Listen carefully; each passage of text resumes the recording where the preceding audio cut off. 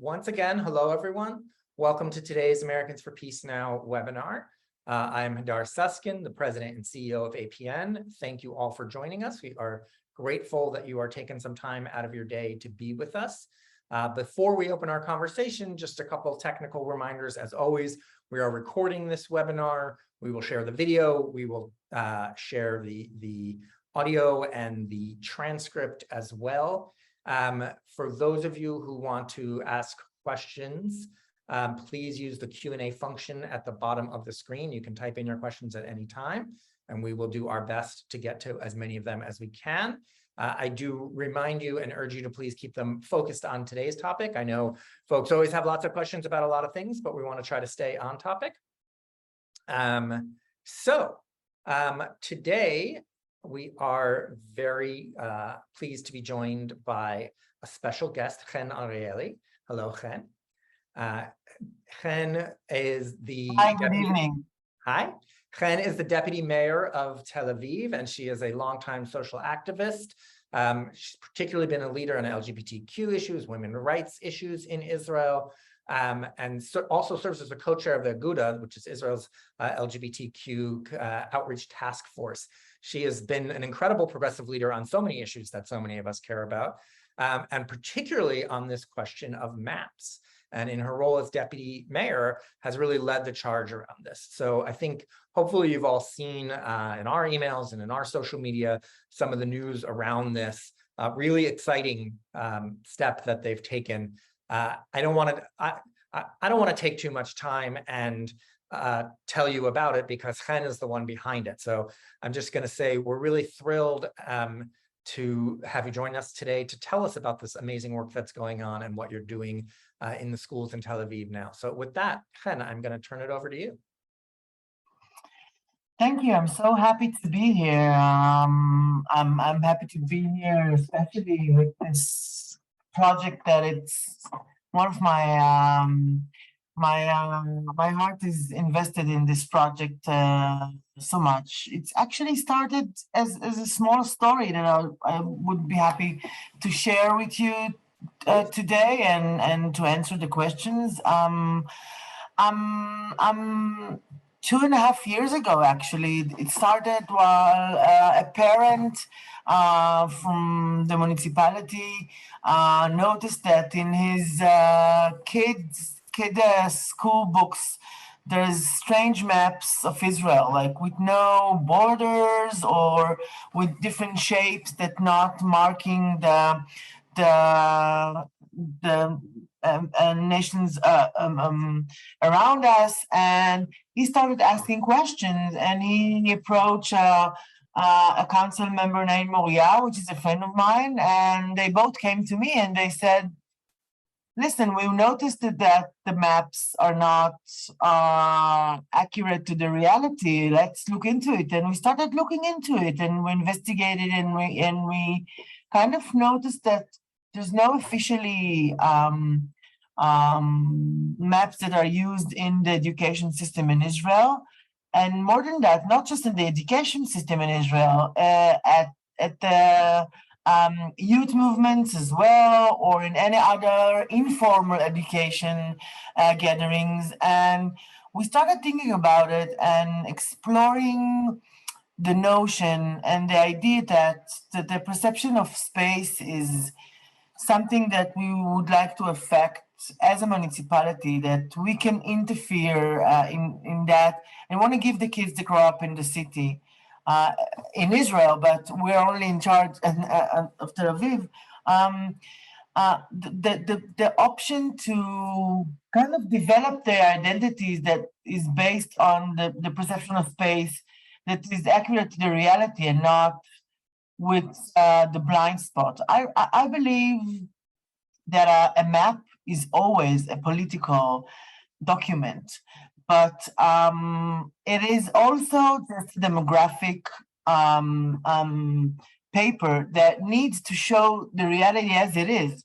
And by growing up generations and generations with this severe blind spot regarding the reality of Israel and the borders and the occupation is actually doing worse than solving the problem, because the blind spot is making us grow up kids in a country that are not in the narrative of shared society and in the narrative of peace, of building those lives together. And the map is actually, for me, I live in Jaffa, I live in shared society neighborhood. So for me, that's playing in my life as this shared society values. It's, if you know reality, you know how to act with reality, and you know that we have no choice. We're all here and we need to live together. And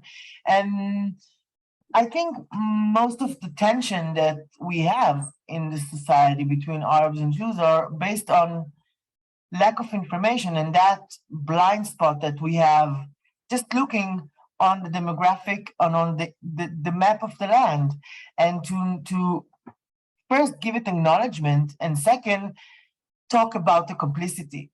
And when you grow up in Israel, you get to know this complicity just when you turn 18, when you get to the military, or when you 21, 22, 24, getting into the university, or just when you're 35 and you're seeing the news.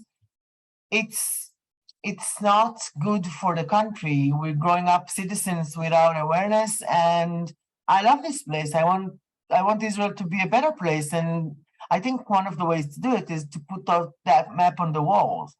And you know, the Israeli media put the green line that we put on the maps in the middle of the conflict, but it's not just that.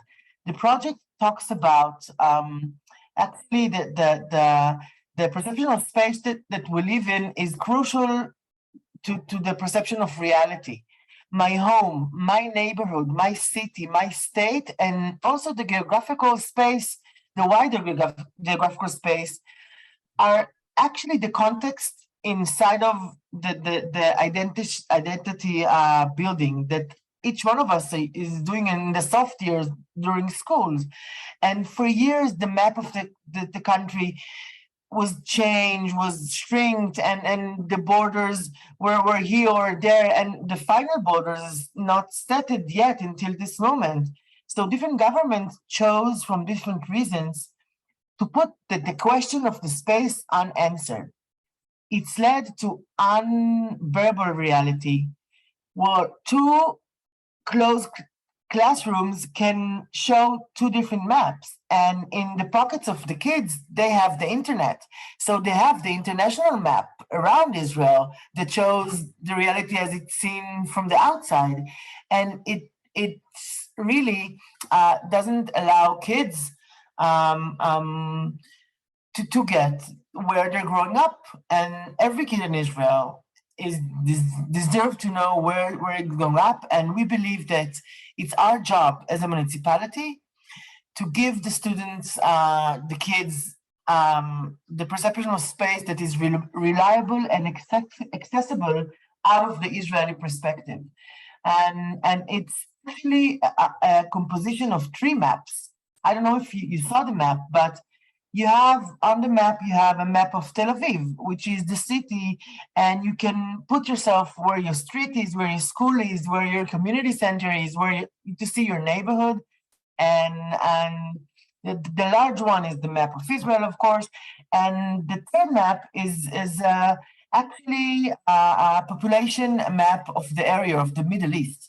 And this actually allows the perception of space in those 3 dimensions, on those 3 stages. And I think when we're talking about the map, it's important for me to say that it's not just about those harsh realities, such as the green line or the sovereignty line that we're going to talk about it. I think we put on the map, if you want to talk about the green line for a second. So we put on the map, yes. I said, yes, please do. We noticed that there's a government decision from 1967 that decide to take out the green map out of the official maps of Israel. And when we look back at that decision, we thought that we need to kind of undo that decision and to bring back the line, because it's a part of reality, and it's part of reality, especially when you compare it to the sovereignty line. And I want to explain what we call in Hebrew, and you have in the map, gvul haribonut.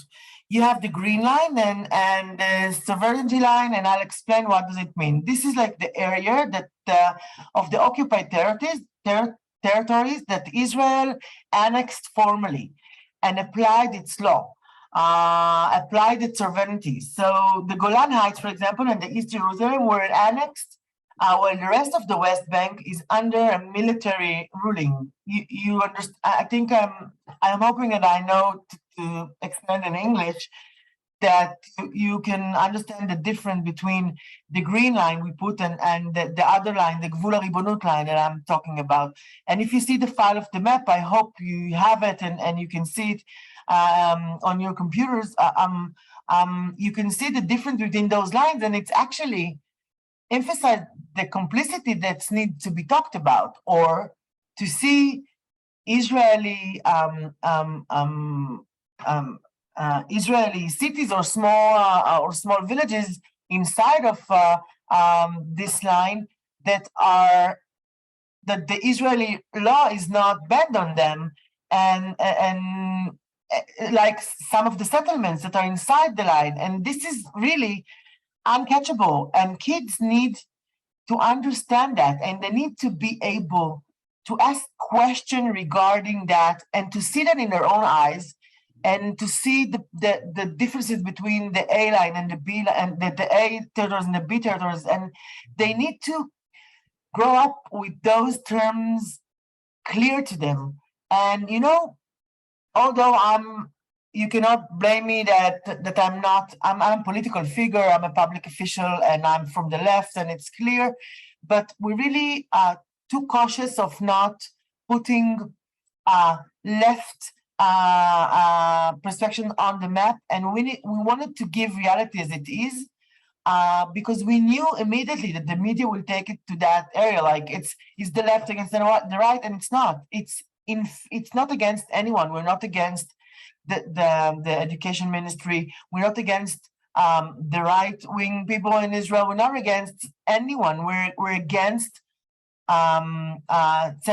censoring the reality. We are in favor the kids, and we're in favor of growing up kids without this blind spot. And for our generation, it's maybe lost, but for the next generation, this is what we need to give them: the ability to get rid of this horrifying blind spot that Israeli society is growing up on. The narrative, look, we had 4 election systems, and we're in the middle of the 5th one. And the Israeli Palestinian conflict is not one of the topics that are even talked about. We need to see that as a red flag, because it's not even in Friday discussions around the table, and we need to bring those topics back, because this is our reality. Of course, we have other realities, such as poverty, such as the economical state, such as moving forward from COVID, but all of that, while we're having the occupation and the situation on those areas, we need to work here as a society with those understandings, and to bring the ability to discuss them from a young age. And at the first one, we just wanted, we actually approached, we tried to find official maps, but everyone told us that there is no formal united formal map. There's several, so you can find one in history book that is like that, and the other in geographical book it's the other, and there's not like the official. Can you imagine that the United States does not have an official map? It's uncatchable. It's It's interesting. really, yeah. So, So you know, yeah, the Ministry of Foreign Affairs, again, it may not be the official map of the state of Israel, but the Ministry of Foreign Affairs, through the embassies and consulates, certainly here in the US, and I assume in other places in the world, gives out maps all the time. It gives maps to, to the governments, to congressional offices, things like that. It gives maps. We were talking before about Jewish youth movements and synagogues. If you walk into a Jewish day school, like where my kids went to school, there were maps on the wall that they got from the Israeli government, from the Ministry of Foreign Affairs. And they, of course, do not show the green line.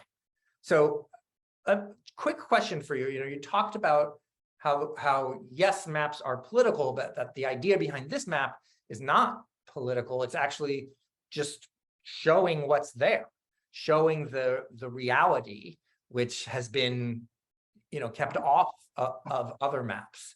So you talked about, it's got the three different maps. Certainly the green line conversation has been the biggest piece. I know there's been back and forth between the municipality and the Ministry of Education there about this project. Can you tell us some more about that? I think that as a municipality, we cannot interfere the curriculum of that is learned in schools. The system of the local governments in Israel is quite different than in the States or in Europe. And actually, we're not independent by our education system or welfare system and so. So we get fundings from the national level in welfare and education, and we also put fundings from the municipality, but it's we are banned under the national law. We don't have any local bills in any way. The system is kind of giving the most of the power to the national authorities, and municipalities are obeyed to be under those bills and administrations and official governmental offices such as the education ministries. But Tel Aviv Yafo is as the only metropolitan in Israel. We found ourselves well, many years we were talked about as a bubble. Tel Aviv was referred as a bubble. But I believe that we're not a bubble. I believe that we're a lighthouse that needs to understand its power, and with one of the most famous and known cities around the world. And we have the possibility to put light under topics that we believe are important, and maybe to affect other places in Israel. So it's not just affecting local systems, it's also affecting and bringing the light outside of Tel Aviv. Because we're a big municipality and we're strong and a municipality, we can allow ourselves to do that. And it's a privilege. I know it's a privilege, but you cannot be apologetic about it's like I cannot be apologetic for being white or Jewish, but it's actually the question what I'm doing with my privileges. If I'm using them to try to help those who doesn't have those privileges, or using my privilege to be courageous and brave and to put on the table topics that I think needs to be discussed. The occupation was not discussed in the Israeli media for a long time, and for the past few weeks around the maps, it was a topic. So sometimes it's also a thing, and it's also important. I didn't did it. Of course, we haven't done it for this PR. We worked on that project for 2.5 years because it was hard. It was hard to convince the system to do it because it's a brave step. You need to be brave and courageous to take that declaration and statement. And I answered before, we're not against the education ministry, and we're not interfering the curriculum. We are just giving the option of seeing reality as it is. We had schools that asked us not to send them the maps from the stream of religious state education. And we said, okay, we won't send you the maps. But on the other hand, we got hundreds of letters from parents in the city saying, I'm so proud that my kid got home today and told me that the map that we heard in the news is on the wall, and we get pictures with the maps on the walls. And it's really, I trust the system that we know how to bring those topics to supervise discussion with the kids. This is why it needs to be in classrooms and not just, if I wanted to provoke, I could just take the map and hang it around the streets in Tel Aviv. But the provocation is not what the method that led us. And it took us that much time because we had special professionals that are working on that. And every line and every short cubicle on that map, we thought about it and we discussed it and we decided on what key and what to put on it and what not to put on it. For example, in Gaza or in the Golan, we noted the small places that you cannot find all around Israel because we needed to work based on a key of size of population, but we wanted kids that are hearing when there's bombing on Gaza, that they will see where is those places that they're hearing in the news, and in the north border as well. And this is not taking a stand. The right wing can say, okay, this is in favor of the right wing, in favor of the right narrative. We did it, and it's a liberal action. So I'm more than willing to be blamed of being liberal and democratic by doing that. And I'm proud that the mayor and the system believe that we need to do that and bravely walk with me through this project. Hopefully the maps will stay on the walls. So let me just note real quick, a couple of people have asked about posting links to the map. I don't, so the article, the Haaretz article that was posted here has the map in it. I don't have a link directly to the map otherwise, so folks can. The map is not online yet. We have thought of, because we have a lot of requests outside of Tel Aviv or. That was my next question. Yeah, everyone wants a map. It's a beautiful map. I have maps in the car, and every meeting that I'm in the past 2 weeks, every meeting that I'm stepping into, I'm taking one map with me, because I know that they'll ask me, have you brought me a map? So we were thinking about putting it online on the municipality website that everyone can download it and print it, but it will take a while.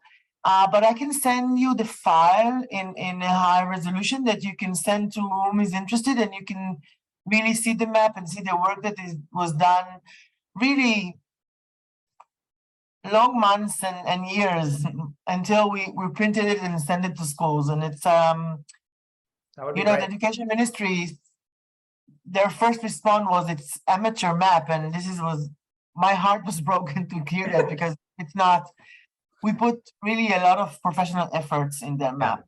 So you can be criticism about it, but it's not unprofessional. Yeah. So we will, again, you can see the link in that article. The link afterward, which is to an APN piece, talks about the English language, sort of similar versions that we are interested in doing here. We are working on getting a screenshot of this up. I hope we will be able to do so. So I ask you for your indulgence and your patience. So, one of the things you talked about how in '67 the decision was made not to show the green line on maps. Now, there was probably one set of reasons for that in '67, but basically every government since then, 56 years, 5 years now, has kept that decision.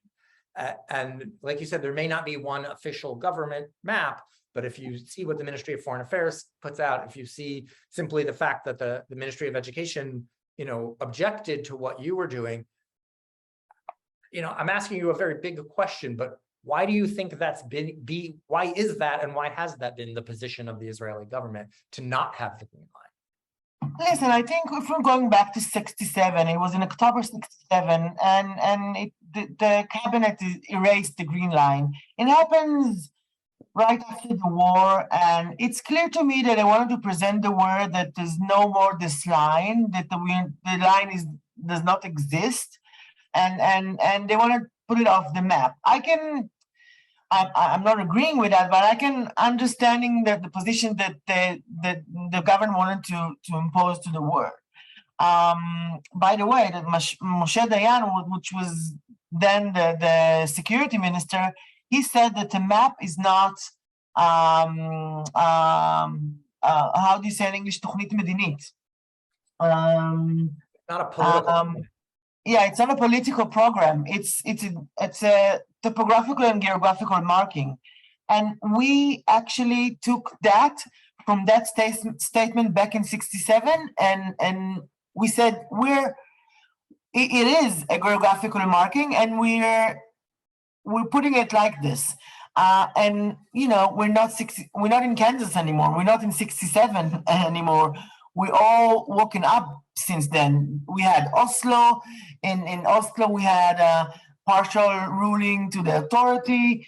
We cannot exist today in education based on a committee that was 55 years ago. But I think that because it's complicated, so ministries all over those 55 years, during those years, didn't want to deal with those harsh questions, because if you have a kid in I don't know, in the age of 10, coming back to the teacher and asking, what is the green line? You need to explain much more than just one sentence in the line. It's open a huge file of questions that are complicated. The Israel reality is complicated, but the fact that it's complicated doesn't mean that we does not need to talk about it. And I think it's the crucial thing is to talk about it since the beginning of our perception of space, that we know that where the countries are, who are the countries that are around us, what is the population around us in the Middle East, and what effect does it have on us? The map is not just a political tool; it's also a learning tool for any lesson in the class, for history lesson, for literature lesson, for social lessons, for any lesson can used by the map. For example, when you see the small map on the right side, down on the right side, this is the population centers of the Middle East. So you can see how Israel is small in the size of the population when you look on all the countries around us. But you can also see where people are choosing to sit, on mountains, near the ocean. So you can learn so much about humanity and history by you looking at a map that is the map of reality. That it's much more than the political layer or the political awareness that we want to give.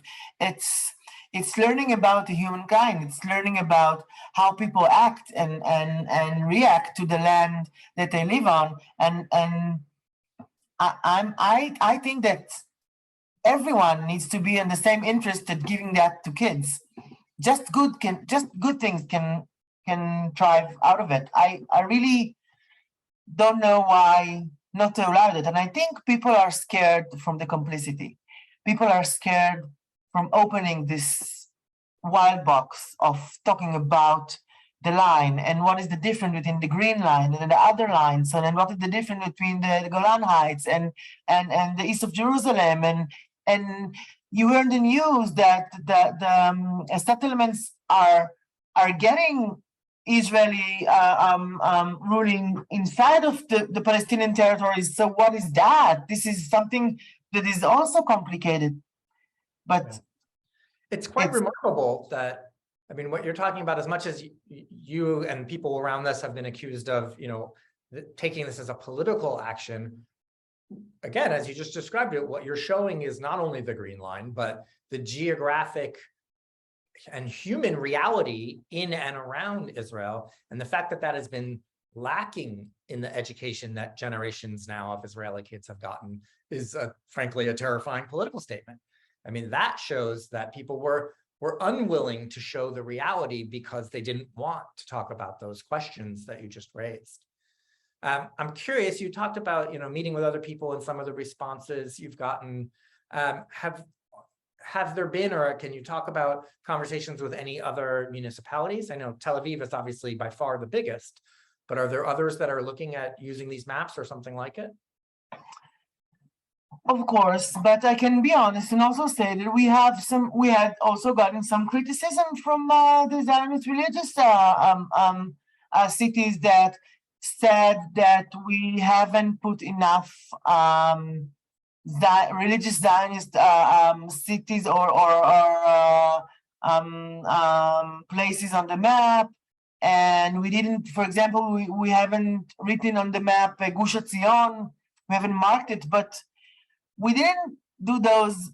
We have made those decisions because we're against the Zionist religion audience, and actually to mark all Zionist religions as the settlement, as Gush Etzion, you have Zionist religions also living in Tel Aviv and in Givatayim and in Haifa.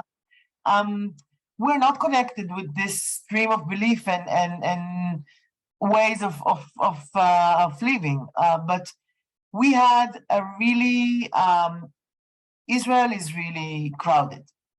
So we needed to find a key, how to relate to, and to decide how we will decide which city or kibbutz or village to put on the map. So we used two keys combined. We investigated online, and our professional team actually we're advising with other professional teams from abroad how to use the key, and we decided eventually to use the key of the size of the population and the crowd area. For example, in the area of Jerusalem, it's so crowded, so I cannot get into. Technically, I cannot write all the small places that are around Jerusalem. I don't have place in this little square on the map. Mm-hmm. So I had to choose by the size of the population. We kind of step outside. Population and density. Yeah. And kind of we step outside this key, just as I mentioned before, in Gaza Strip and in the Golan Heights, because we wanted to put small population as small villages or population farms that are in the news where there's the political tension in the area. So kids can see it in the news at home, and they can come to school in the next morning and see it on the map and see this red. You can see Gaza Strip there, and to see those places that are talked about on the news. So we could actually stepped out of this key in favor of the wider narrative that our both sides need to things of ways to live here under peace and in shared society and a shared solution that will be agreed. And also the criticism we got from the Zionist religious area was about the border that we put outside of the green line. You can see, I don't know if you can see it in that resolution, but I also talked about it in the beginning of my of our discussion. They were mad that we called it the sovereignty line. And I explained what I know that in English, the sovereignty line is a harsh word, but I especially mentioned what it meant for us and why it's different than a regular line that we put on the map. Because we put on the map the map actually includes different kinds of borders, okay? Official borders with other states, Egypt, Jordan, Syria, Lebanon. It's a straight red line. But the other line is not a straight line in the same color, is actually the land that the Israeli law is banned on. And from the other side, it's whether it's the Gaza Strip or the West Bank, does not exist another country. So it's not a border with another country. And we wanted to mark that difference. And they were mad at us that we invented a term. And we did not invent a term, we just explained the reality. And they said that we needed to call it a border, such as the straight red lines that you have on Egypt and Syria and Lebanon and all of the other countries. And this was a huge issue around the publicity of the maps. This special line, and we are standing on our opinion that this is actually reality. It is not official line, because official line is when you have agreement between two countries. And on the other side, yeah. So they were really mad at us by taking that, and I think it's also come out of this scared position to try to explain it. You know, it's hard to explain. It is hard to explain. It's occupied. It's complicated. We all know that. It's both. It's occupied and complicated. It's occupied and complicated. Yeah. So, you know, there was actually, I don't know if you saw this, there was an article that Gershon Gorenberg wrote about your maps in the Washington Post. And so I think that's probably the piece that most people here in Washington, at least, saw. We shared it with people. We shared this with people in Congress and the State Department, because, you know, there are often complaints regularly from conservative voices, primarily about, you know, somebody or another showing a map that says Palestine, right, and doesn't acknowledge Israel, you know, oftentimes those are maps where, you know, literally the entire area from the river to the sea is marked as Palestine, and people understandably object to that, or depending on what the situation is. So there was a lot of surprise from people who I spoke to here who don't spend all their time on this, that Israeli maps then don't show the green line and don't represent sort of the reality on the ground in a lot of ways. I'm curious if you have gotten responses. Have you heard, you know, sort of international responses, American or actually otherwise? Are there, you know, have you gotten responses on the Palestinian side from others in the Arab world, Europeans? I have to say, first of all, that I'm a part of a program called the Alliance, and the Alliance is a Palestinian-Israeli leadership partnership that I'm a part of. And the most emotional responses came out of that group for me. And this is a personal, because they're my friends and colleagues. This is the leadership group, and I think the existence of that project actually in my life actually drove me into getting myself into that project to begin with, because they're my friends and we are arguing about everything that comes in daily news, and it's my most busy WhatsApp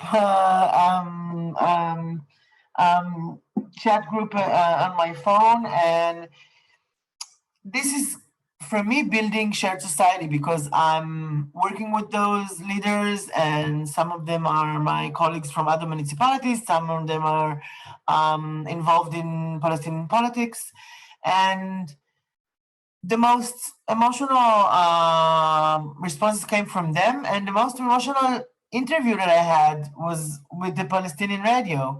And it's, of course, that in the Israeli media, I got criticized, and I had harsh interviews, and, you know, with the but the Arab and Palestinian side, it was interviews of hope.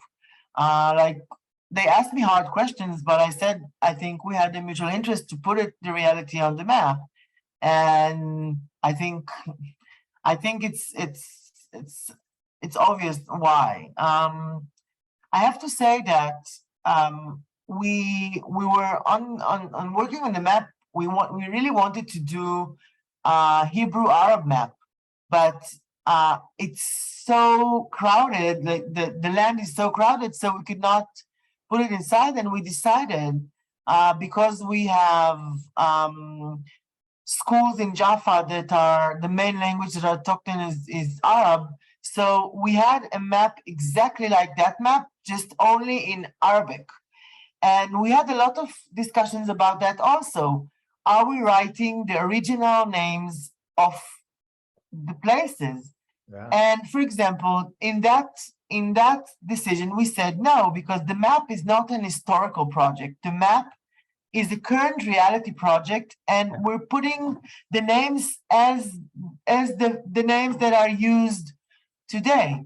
So and I think it was the right decision, because promoting a historical project is a different project, and it's a very important. different And maybe it's my next project, but I'm proud to say that we also have in my office, I have two maps hanged, one of the Arab version and one of the Hebrew version, because I think it was a good decision of printing also a map that kids in first grade and second grade, when they're learning to read and write their mother language, they can also see on the map and read on the map things that is easier than Hebrew for them. And I think it was an amazing decision. And I also before we printed the map, we advised with Arab school principals from the municipality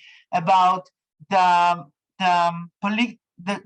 dangerous political terms on the map in Arabic. So we won't have, from good intention, we'll do something that can be offensive or so I think you're starting to understand why this project took so long, because every step of the way you need to stop and ask, are you writing Yehuda v'Shomron? Right. Is it official area? And if so, what is the other official area that is not Yehuda v'Shomron? So this is, and writing a Yehuda v'Shomron is taking a political stand. And this is why Yehuda v'Shomron is not on the map, because it's not an official and to put מערת המכפלה, how do you call מערת המכפלה in English? Oh, I'm stuck on the name. Oh. I don't know. Keep going. I'll get to it. The Cave of the Patriarchs. Yeah. So we asked the question if to put it on a map or not, because this is definitely a place that kids are hearing on the news. But we decided it's not an Israeli territory, so we're not putting it on the map. So every small thing, really, it's really every small thing on the map was considered, talked about, and debated about, and we took it out for advising, and eventually. Well, and every map have mistakes. I'm sure on that map we also have mistakes. So, but I'm hopeful that it will be a project that every 2 years we're gonna update the map and print a new one. So hopefully. Well, I think it's amazing to have them in Hebrew and in English. And again, we want to have them in Arabic. I mean, and we want to have them in English as well. I want to just point out something really quickly to everyone. That Washington Post article that we were talking about, we've put into the chat. So if you want to see that there, you can see it. Oh, I know. One of the questions that I wanted to ask, which is coming in again as some of these others out of the Q&A, you already talked about the scale and the density, on the population side. So that may answer this question. But a question came up about whether you put whether you made an effort to put the unregistered Palestinian communities inside of Israel onto the map. So I think the question is probably particularly about perhaps, some of those Bedouin communities in the Negev and whether that was part of this thinking process at all. We're not, it's a question of if the key of the size of the population. And I think on the Negev, we wrote the bigger population of the Bedouin cities, and the small villages, none of the small villages are here, none of Jewish, Arab, or we just put a small kibbutz in Hulda, which our mayor came from, and this was like a tribute to the mayor that the mayor Huldai. We put his kibbutz on the map because I thought it was a nice gesture. Yeah, but the key is for all communities. The only places we stepped outside of the key was the places that I noticed that we wanted to kind of connect the kids with what they hear on the news.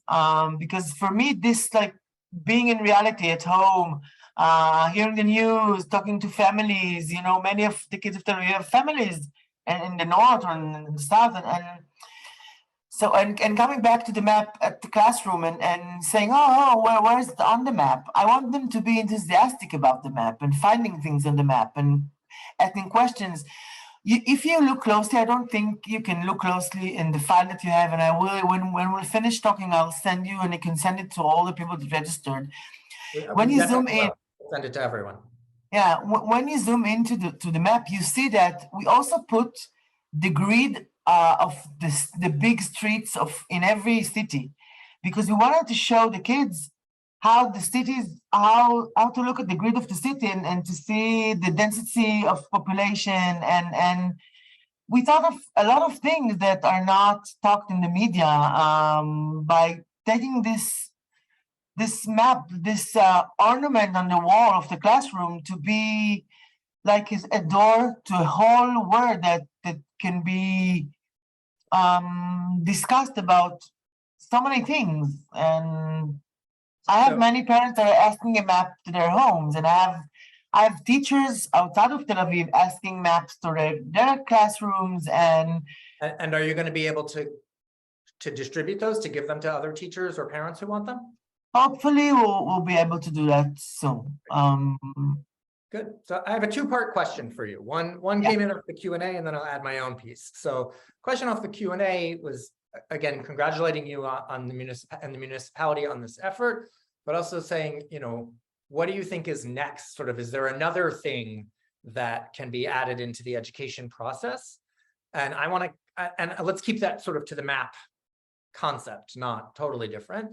And I want to ask about a specific thing, because in the maps that we are talking about for the US, one of the things that I think is important, and I know this is different than what you've already done, is trying to really show as much as possible all of the small settlements. And whether I use settlement in the general term, whether we're talking about Jewish, Israeli, or Palestinian villages, or Bedouin in the south, because one of the things that we so often see here, and especially when we talk to policymakers, is if you look at a map of the West Bank, you're going to see the biblical cities on it, and you'll see maybe you get Ariel, maybe you get one or two sort of a couple of big things, but you don't really get any understanding of what settlements, both Jewish, Israeli, and Palestinian, look like, and that physical reality that you were talking about. And so you're talking about it for educating Israeli children. We want to talk about it for educating American members of Congress also. So what do you think about about doing that kind of project? And is there something else around the maps that you are thinking about also?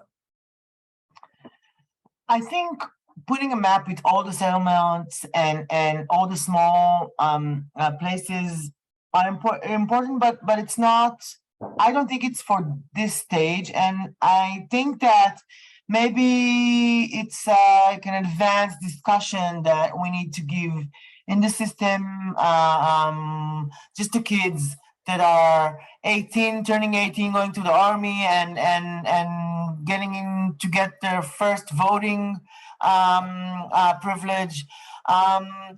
I think for like being a left-wing member, sure thing. I want to see it myself, but I think that I think that the map as it is now gives the perception of this complexity without those all places. We could have put inside the West Bank the settlements, but it's also a political stand in our eyes, and we wanted to stay neutral. And I think when you're talking about education, it's important to present a neutral position, and this is why also I can be criticized from the radical left side of the political map in Israel, that I haven't put all the settlements and I haven't shown all the picture. And I think that especially when you're talking about kids on that, you need to put the complicity as it is, but it's also you cannot put all. If we put all the spots on the map, we can see nothing. Yeah. You'll There's a see literal all physical. the dark spots. It's like the blind spot. You'll see many dots, and you cannot be. So this is why we chose to do this ski. And any map of Israel is not that. I think organizations such as you and such as other organizations in Israel are sure have maps with all the settlements. I know them and I saw them, and I'm visiting those territories on a regular basis, and I think it's too soon to put it in schools. I It's a think different project for sure. yeah, it's different projects, and it's also to a higher level, I think, of growing up, because, but if you have that, so you're allowing kids to ask the question, where are there other more settlements, and then they can we have Google. It's 2022. This is the absurd, that on the walls of the classrooms they have no maps, or maps that are not describing reality, and in their pockets they have all the maps that they want.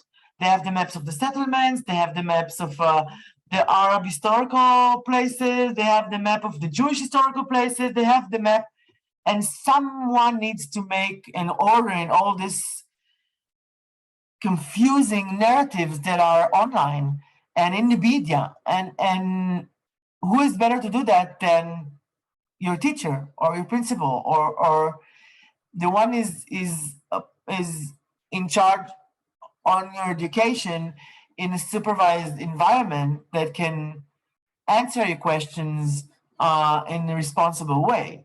And I think the next step is really to free that map to all the ones that want to use it.